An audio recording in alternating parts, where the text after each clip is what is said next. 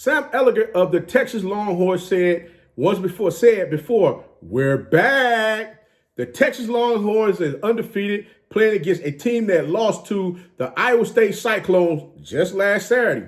How in the hell did the Horns get hooked today? Somebody tell me. If you can't tell me, I'm about to tell you. Let's unpack this thing. Welcome back to Tomorrow's League Sports Network with your host, Coach Walker. And if you're new to the channel, please like, share, subscribe. Also, you can follow us on social media. The links are listed down below. Guys, I got to be totally honest with you. I got to be totally honest with you. I've never seen a football game from the youth, high school, college, or pros have as many daggone penalties as this game had today. This game reminded me of a Saturday game when I was coaching my youth football team where the refs was just flipping flags because my team was not focused. I'm sorry, you have one of those days where you're just not focused and it cost you bad. This thing got so out of control. The Texas Longhorns came out the gate with penalties. The first kickoff, there was a penalty. It was an offside penalty. It went back. The second kickoff, Tlsn Jamison took a 95-yard kick return to the house for Texas, only to have it called back because of holding. Texas turned around, throw a 52-yard bomb that called back for offensive pass interference.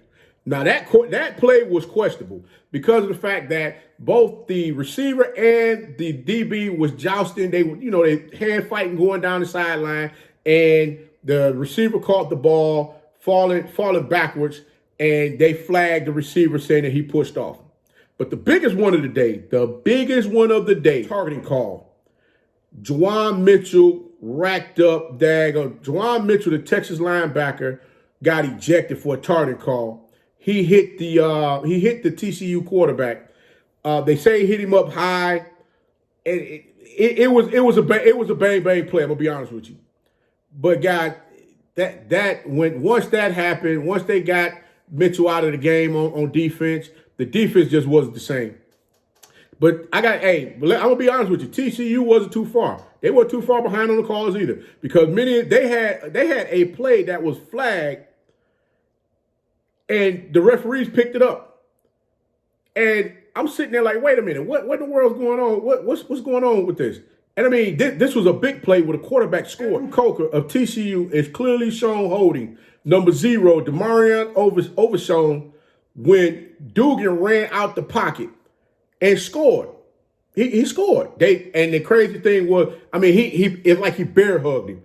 He was holding, he was dancing around with him like the music was playing, like they were slow dancing. And the ref threw the flag. Dugan scores.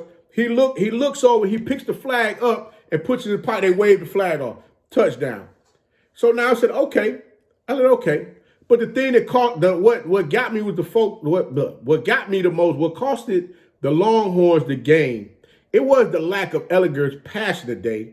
He threw 36 times, completing 17, with a total of 236 yards. He had 4 TDs and 1 interception. He didn't have a bad day in the office.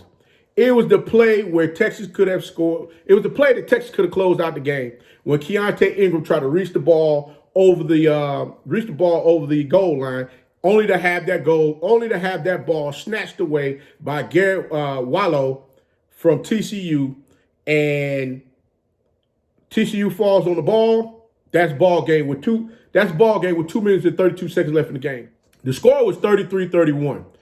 Originally, the score was 33-29, and the Longhorns needed 7 points in order for them to win the game. And they were driving. I mean, they were driving. Keontae Ingram was giving them folks the business. Do you hear me? They couldn't stop him. But he made that one fatal mistake when he kicked that. He tried to push the ball over the end zone to get that score, and it got swatted away.